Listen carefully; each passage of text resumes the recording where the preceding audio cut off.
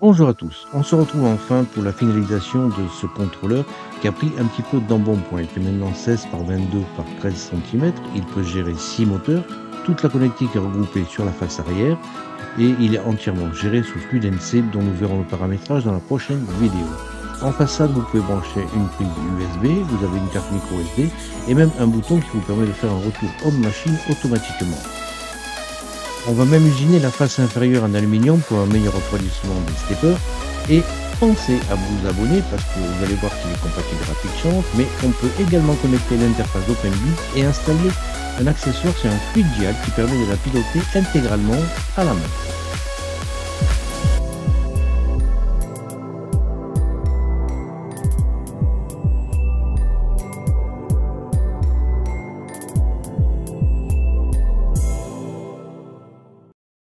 Alors, à noter que la confection de ce contrôleur est entièrement compatible avec les steppers TB6600 et DM542T.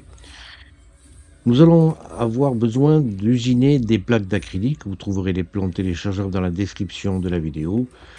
En plus de ça, bien sûr, quelques pièces imprimées en 3D, le cadre de coffret, des goulottes pour le passage des fils électriques. Nous allons avoir besoin également de petites cornières alu de 130 mm de long. Ce sont des cornières 15 par 2. Le support de la carte mère a été un petit peu modifié. Il faudra également mettre les supports pour les wagons. Elle est un petit peu plus grande que la carte initialement prévue. Des vis, bien sûr, et ensuite des connecteurs en branchement rapide. Il va en falloir quand même pas mal. Des fils électriques, des pinces, un tournevis, enfin bon, tout ce qu'il faut pour le bricolage.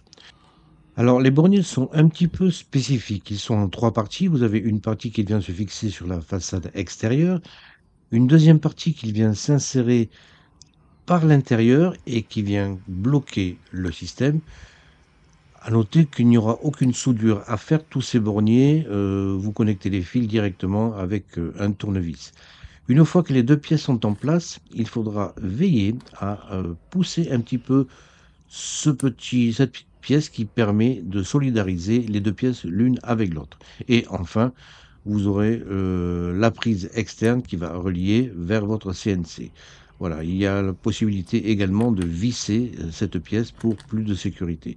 Les pas sont de 3,81 comme sur la Black Box. Seule la prise d'alimentation 24 volts est un petit peu plus grande. Elle a un pas de 5,08. Quelques petits conseils pour l'usinage correct de l'acrylique. Bien fixer la plaque avec du scotch double face et la coincer avec les brides. L'usinage se fait ensuite avec une fraise un petit peu spécifique qui vient de CNC Fraise. C'est une fraise une dent de 2 mm. Sur l'acrylique, il faut permettre une bonne évacuation des copeaux. Alors, une vitesse pas trop rapide, 10 000 tours par minute. La vitesse est de 1200 mm par minute. Vous devez avoir des copeaux en grains de riz lorsque l'usinage se fait correctement. Et effectivement, si vous pouvez mettre ensuite là-dessous, ça sera beaucoup plus pratique. On va commencer par la face la plus facile à construire, c'est la face supérieure. Il n'y a rien qui vient se fixer dessus. Vous la nettoyez un petit peu avec l'alcool isopropylique et après l'avoir positionné dans le cadre du coffret, on va mettre des petites pattes de blocage pour qu'elle ne bouge pas. Vous ne collez que la partie 3D. Vous ne collez pas la partie acrylique, c'est pas nécessaire. Ça permettra qu'elle soit coincée ainsi efficacement. Alors sur cette partie-là, je vous conseille de mettre une patte sur chaque face. Vous avez 4 pattes qui bloquent complètement la plaque d'acrylique sur la base du coffret. La face latérale droite héberge un ventilateur avec une grille fixée du côté externe et du côté interne le ventilateur. Vous solidarisez le tout avec des vis M4 par 20 avec des écrous. Et faites attention à ces deux petits trous, il faut qu'ils soient disposés sur la partie supérieure et que le fil d'alimentation du ventilateur puisse partir vers le haut. La plaque d'acrylique est en noir, le ventilateur noir également. Choisissez une grille qui sera également noire pour le look final. Vous allez ensuite visser les plaques latérales directement sur le support de la carte. Vous faites ça avec des vis M3 assez longues de 20 mm. Il y en a 2 à fixer de chaque côté et vous solidarisez ainsi les plaques latérales avec le support de la carte et ça va nous permettre de continuer notre bricolage plus facilement. Avant de mettre le support de carte en place, vous aurez au préalable pris la peine d'installer les 3 wagons en place, comme on a vu dans la vidéo précédente. On va pouvoir maintenant brancher un petit peu. Vous faites passer le fil d'alimentation des ventilateurs dans le premier orifice et vous venez le brancher du côté masse et du côté 24 volts. Voilà, vous pouvez vous rendre un petit peu mieux compte du volume que va prendre le contrôleur. Là, on a fait le squelette du contrôleur. Une fois que tout est bien correctement vissé, vous venez le positionner sur un support sur la base. Les rainures permettent l'encastrement parfait des plaques latérales de chaque côté. La face avant est celle qui accueille les boutons de commande du contrôleur. On a vu dans la vidéo précédente cet interrupteur qui a 4 fils. Alors allongez un fil vert, noir et rouge et mettez au niveau du fil vert, mettez une allonge rouge. Ça sera plus facile pour vous repérer par la suite. Vous venez le fixer au niveau de la face sur l'orifice supérieur et le deuxième bouton est un bouton poussoir que vous venez mettre en dessous du précédent. Pour gagner un petit peu de place au niveau de la face avant, je vous conseille de plier à l'horizontale les pattes de connexion de ce bouton poussoir. Il existe également un petit enjoliveur que vous venez fixer sur ce bouton poussoir pour que le look soit plus fini. Vous avez également 3 orifices en haut de cette face avant qui permettent la connexion USB et la carte micro SD. On va pouvoir tout de suite faire passer ces fils dans le squelette du contrôleur. Faites passer tous les câbles de l'interrupteur entre le support de la carte et la paroi latérale gauche.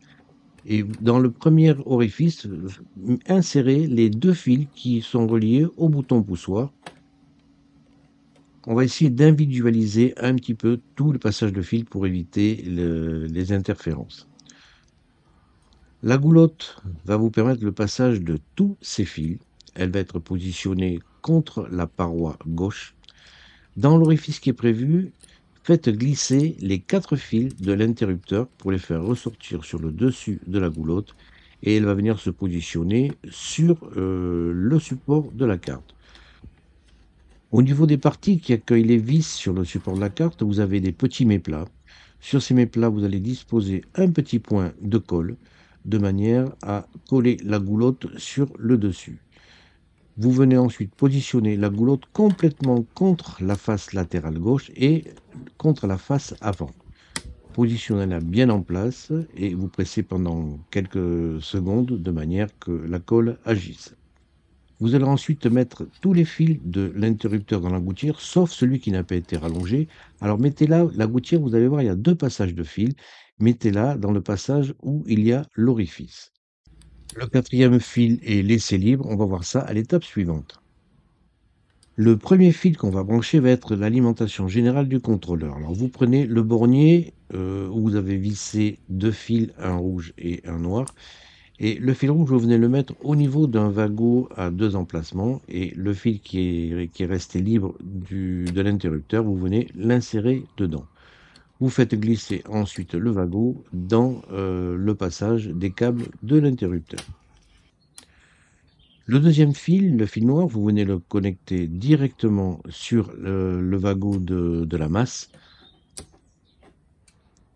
On continue à brancher les fils venant de l'interrupteur. Vous avez 2 fils rouges qui viennent se brancher au niveau du wagot 24 volts sur la carte. L'un, ça va être l'interrupteur et l'autre, c'est l'alimentation de la LED. Il vous reste ensuite un dernier fil, c'est le noir. C'est la masse de la LED. Vous venez le connecter sur le wagot au niveau de la masse. Voilà. On a tout connecté au niveau de l'interrupteur, tout au moins. Sur cette goulotte va venir se positionner par la suite un cache qui va permettre de coincer un petit peu les fils et de camoufler le tout. On a déjà vu cette carte contrôleur dans une vidéo précédente. C'est une carte ESP32 qui permet de gérer 6 moteurs différents et surtout elle est pilotée par Fluid NC et on va voir dans la vidéo qui va suivre que le pilotage, enfin le paramétrage est vraiment très pratique avec ce système. Toute la connectique est légendée au dos de la carte, il n'y a pas d'erreur possible. Les moteurs sont sur un côté de la carte, vous avez des emplacements pour la connectique des 6 moteurs et de l'autre côté, vous avez toute la logique de la carte avec plusieurs possibilités de brancher une broche. Vous avez l'alimentation et également 4 outputs qui vous permettent d'envoyer des ordres. Alors ça, c'est pour l'aspiration, l'éclairage. Et vous avez également 8 inputs pour les réceptions de données qui servent pour les end-stop, pour le probe, et on va pas tous les utiliser. Voyons ensemble les ports logiques qu'on va utiliser dans ce montage. Tout d'abord, on va en prendre un pour faire le bouton Home Machine, c'est le bouton poussoir en façade. On aura ensuite 3 end-stop pour les X, Y et Z. Le probe trouvera sa place ensuite sur un autre input et on va positionner la door qui va faire un arrêt d'urgence.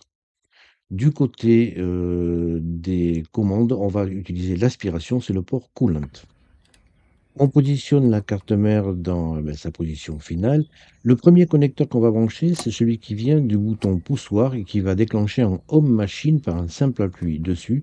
Il est connecté donc sur les 2 premières cosses. Vous voyez ce que ça donne en détail.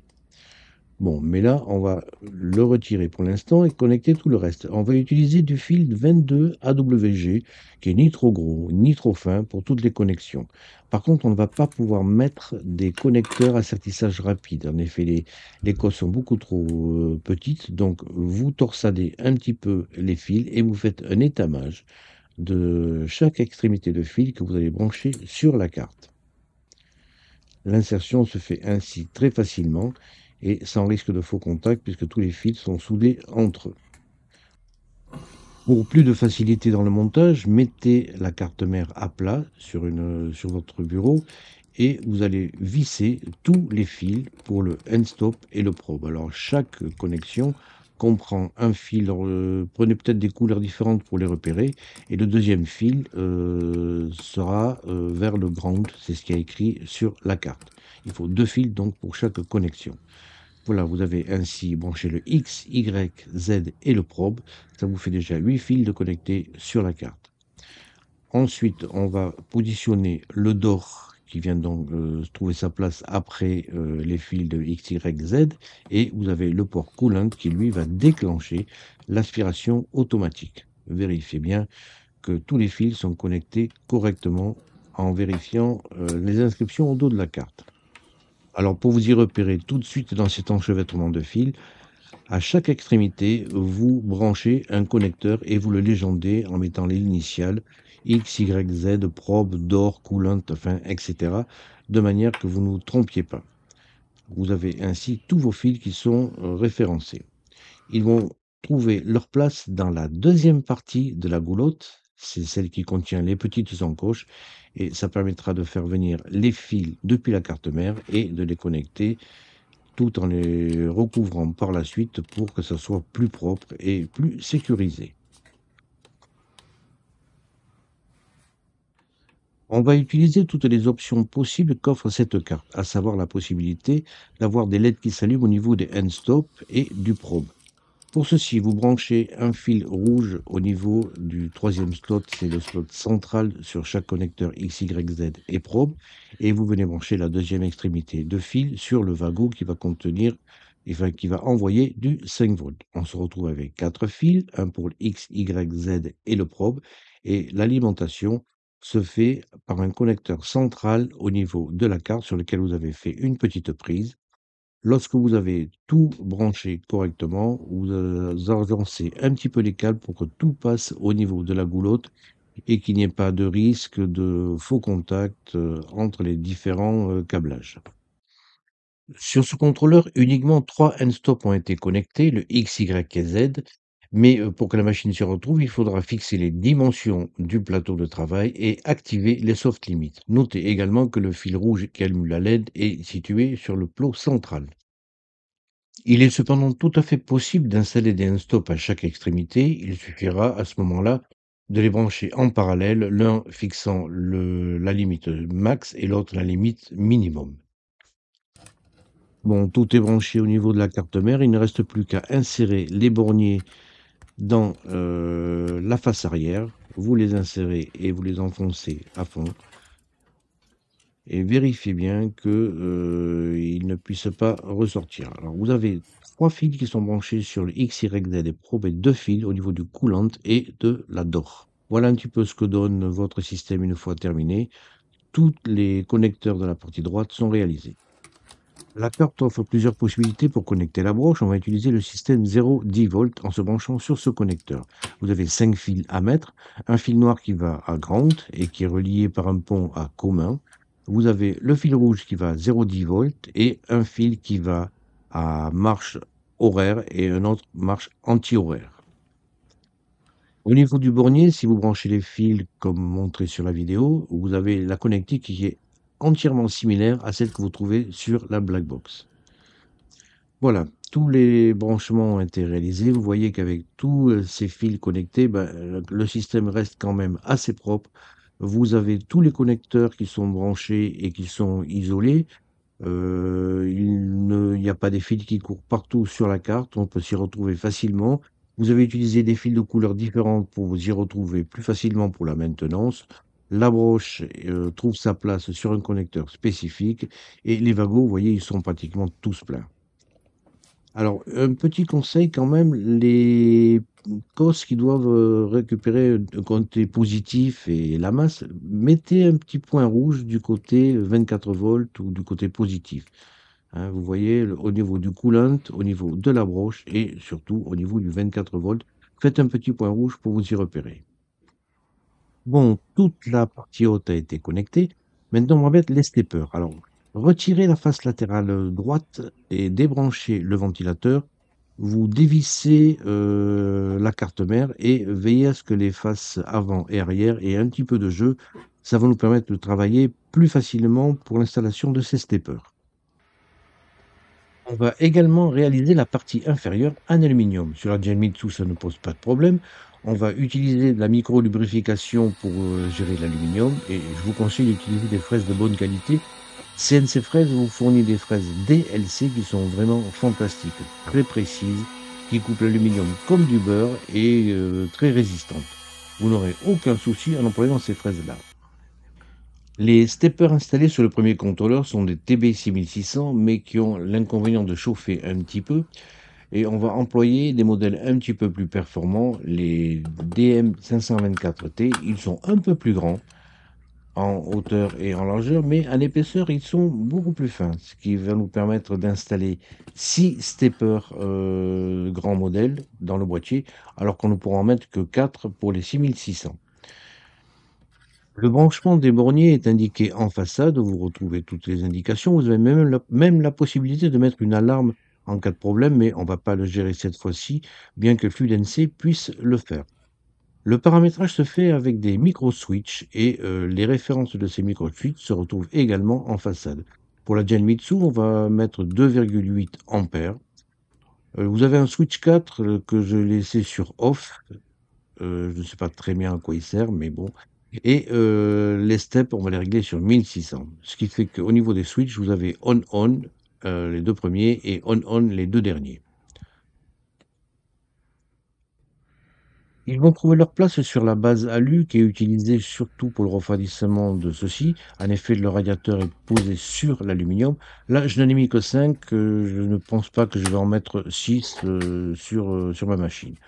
Vous le positionnez au niveau de la base et comme on a vu sur la base supérieure, vous mettez des cales de blocage de manière qu'elles ne bougent pas et que tout soit bien rigide. Alors j'ai également mis 2 petites vis à la place du stepper qui manque, mais c'est juste pour une question de look, hein. Quand on regarde en dessous, bon, c'est plus chouette, voilà. Bon, on va faire tous les branchements et vous allez voir, vous allez avoir beaucoup de fils à mettre avec des connecteurs à sertissage rapide. Tout est libre, ce qui fait qu'on peut soulever la carte mère et le support pour voir les fils plus facilement. La première chose que l'on va faire, c'est faire une chaîne pour l'alimentation 24 volts et pour la masse. Le 24 volts sera en rouge et le fil de masse sera en noir. Et vous les branchez au niveau des connecteurs suivant l'emplacement qui est indiqué sur le boîtier des steppers. Vous allez avoir une chaîne comme ceci qui va se positionner sur les premiers brochages et vous allez avoir deux fils qui vont pendouiller pour les connecter sur les wagons aux 24 volts et à la masse.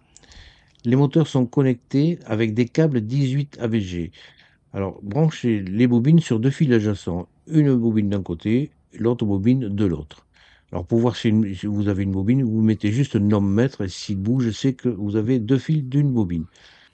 Les branchements des moteurs sont ainsi nettement individualisés et vous les connectez sur les broches en référençant celles-ci. La logique va sur le deuxième bornier. Alors, vous vous référez au tableau que vous avez en façade des steppers et vous trouvez les mêmes références au niveau de votre carte. La connexion va se faire avec masse commune, c'est-à-dire que tous les fils moins sont reliés par un pont avec un fil noir. Les gaines, en fait, sont un petit peu trop rigides pour pouvoir fermer le boîtier. Alors donc j'ai sorti la gaine et les fils, on peut les entortiller pour les repérer un peu plus facilement et vous avez un branchement final qui va donner quelque chose comme ça. Vous voyez, il y a quand même beaucoup, beaucoup de fils. Alors, pour pouvoir passer tout facilement, en fait, je vous conseille de faire passer les moteurs 1 et 2 entre les connecteurs de chaque stepper. Il y a la place. Et les autres peuvent passer à l'extérieur. Ça ne posera pas de problème. Voilà, votre branchement est terminé. Vous voyez que bon, il y a beaucoup de fils dans tous les sens, mais tout est camouflé et tout est bien agencé. Il ne restera plus qu'à la façade avant à mettre en place. Mais vous voyez que tous les fils sont bien agencés et le câblage final est quand même relativement propre, malgré la grande quantité de fils. Tous les connecteurs au niveau des wagons sont utilisés. Les deux derniers qui restaient, le 24 et la masse, servent à l'alimentation des steppers. Il ne reste plus maintenant qu'à brancher les boutons de la face avant, à savoir la connexion du bouton poussoir et celle du bouton power. Vous branchez les prises qui sont disponibles en façade. Et il ne vous reste plus maintenant qu'à mettre cette face avant dans les petits rails de la base. Lorsque vous insérez cette face, faites attention au passage de l'antenne qui ressort un petit peu au niveau de la carte mère. Une fois tout en place, vous avez le boîtier pratiquement fini. Il ne reste plus qu'à mettre en place les cornières à chaque extrémité. Elles s'en fichent dans des emplacements prévus sur la base. Vous en mettez une ainsi à chaque coin et votre boîtier Black Design commence à avoir pas mal de gueule. Quelques petites précautions pour l'installation de la face supérieure. En effet, ces faces s'en fichent dans les faces latérales de votre boîtier. La goulotte de passe-fil est un petit peu revisitée. Elle doit permettre le passage des tenons de la face supérieure, ce qui fait que le couvercle est un petit peu plus court que la goulotte elle-même. Et également, lorsque vous la positionnez près de la face avant, il faut éviter que ce couvercle vienne empêcher l'insertion de la face supérieure. La pièce a été redesignée, ce qui fait que lorsque vous le mettez contre la face avant, maintenant, il n'y a pas de difficulté. Le couvercle est un petit peu plus étroit pour gérer un espace, donc pour permettre l'insertion de la face supérieure. Et au niveau du wagon, vous avez un petit méplat pour bien le positionner à sa place. Lorsque vous le mettez en place, veillez à mettre le fil vert derrière, enfin entre la cloison et l'intérieur de la goulotte. Ce qui fait qu'il sera un petit peu repoussé vers l'intérieur et ça permettra ainsi l'insertion facilitée du plateau supérieur. On met en place le couvercle. Alors le couvercle, mettez-le bien aligné sur la goulotte de manière à ce qu'il n'aille pas trop sur la partie gauche de votre boîtier et pour empêcher la fermeture de celui-ci. Vous voyez qu'il y a un petit espace qui permet donc le passage des tenons de votre face supérieure. Le démontage du boîtier se fait très facilement avec un maillet et un petit bout de bois. Vous retirez la partie supérieure en tapant à chaque coin. Pour le positionner, il existe un petit cache pour le connecteur 5 volts. Alors vérifiez bien que ce petit cache soit juste au niveau du connecteur 5 volts et vous voyez que vous avez des débords qui permettent de plaquer les faces latérales sur celui-ci. Vous le mettez par-dessus votre boîtier et commencez par la face arrière, c'est la plus épaisse, donc vous commencez par bien l'enficher et ensuite, petit à petit, vous venez presser et taper avec un maillet à chaque coin pour que l'enfichage se fasse complètement.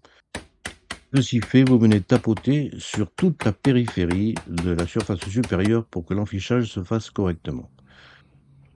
Si toutes les étapes ont été respectées, vous voyez que l'insertion d'une prise USB se fait sans difficulté et vous avez également accès à la carte micro SD. On va finaliser un petit peu le look en mettant une petite plaque. Alors vous pouvez la coller, mais si vous l'enfichez, elle va tenir également en place. Voilà, ça donne un look un petit peu plus sympa à votre boîtier Black Design. Et pour ma part, j'ai mis également un petit logo sur la face supérieure. Voilà, vous avez terminé votre boîtier Black Design et vous avez maintenant l'un des contrôleurs les plus puissants qu'on peut trouver dans le commerce. Enfin, on le trouve pas dans le commerce puisque c'est vous qui le faites. Commencez par connecter votre boîtier. Alors la prise d'or normalement est fermée, une porte c'est fermé, sinon ça déclenche un message d'arrêt d'urgence. J'ai en effet déjà installé FluidNC sur ce boîtier et on va voir ensemble comment le faire et comment le paramétrer et le personnaliser complètement. Je souhaitais partager avec vous la conception de ce boîtier. Vous voyez que vous pouvez avoir un contrôleur au look très fini et surtout, nous allons voir, il est très puissant. FluidNC permet en effet de nombreuses personnalisations et vous pouvez l'adapter pour des machines laser, imprimante 3D ou CNC sans difficulté et avec des fonctions dont vous n'imaginiez même pas l'existence. Voilà, on a vu la conception, maintenant on va voir comment installer FluidNC et faire tous ces paramétrages dans la prochaine vidéo. En attendant, bon bricolage et à la prochaine.